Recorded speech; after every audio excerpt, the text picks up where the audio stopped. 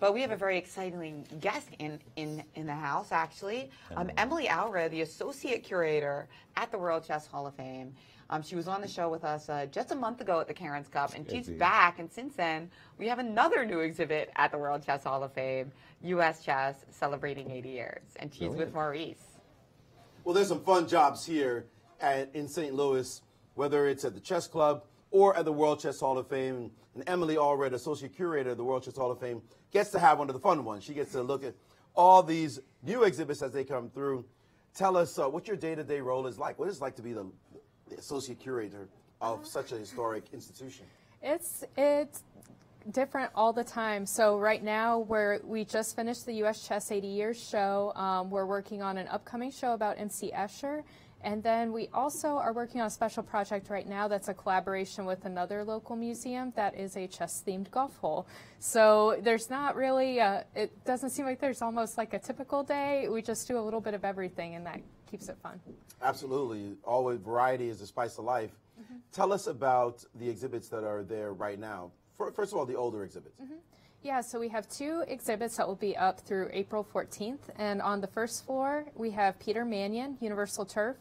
And that showcases the work of a local artist named Peter Manion. And he creates these beautiful kind of immersive sculptures that are inspired by the mind of a chess player during a game. And the second show that we have right now is Harry Benson, Kings and Queens. And so that show features photography of Bobby Fischer and Fabiano Caruana, as well as a number of pop culture stars, everyone from like Queen Latifah to the Williams sisters. And so it kind of shows how Harry Benson, who's a really well-known photographer, you know, situated people like Bobby Fischer among kind of these stars of pop culture and actual royalty. Absolutely. Icons, as you name them, world icons.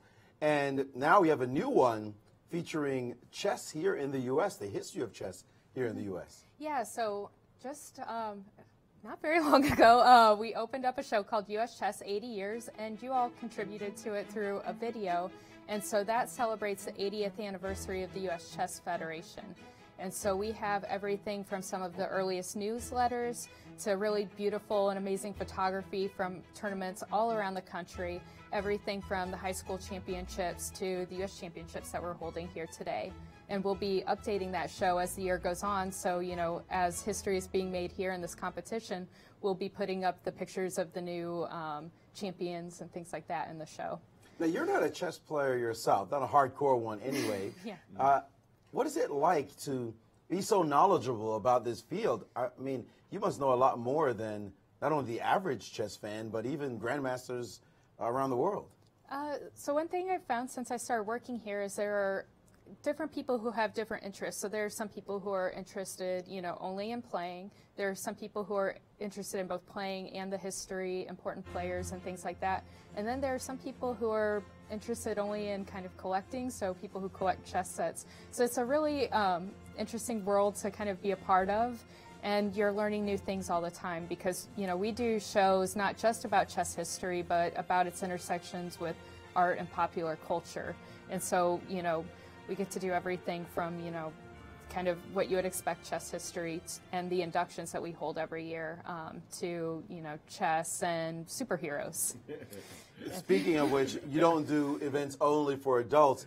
You do a lot of events for children as well. Yeah. So every Tuesday we have Toddler Tuesdays, and people can bring their children in, and we do activities kind of inspired by the game. And then we also have adult activities in the evenings, which are art events, everything from earlier this week we had terrarium making to, you know, painting, that kind of stuff. And then we also have our monthly music series and the composer series, and those are really popular. They almost always sell out, and you can see different musicians from the St. Louis Symphony Orchestra. So it's kind of a unique opportunity for people. What a great job. I could go over there and work a little bit. Well, we put you to work sometimes anyway, I think. Yeah, I got enough work. Tell us how folks can donate to this great work that you guys are doing. Yeah, so we, our shows are a lot of times are made possible through what artifacts we have that are donated by people, everyone from U.S. and World Chess Hall of Famers to the average chess fan. And so if you're interested in donating, we collect everything from chess sets representing popular culture to, score sheets from the most famous players.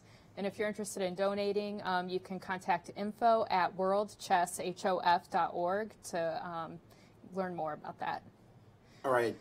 Don't donate like your old score sheets from the games you lost 20 years ago. They don't want that stuff. They want the good stuff. Thank you so much, Emily. Keep up the great work. Oh, thank you.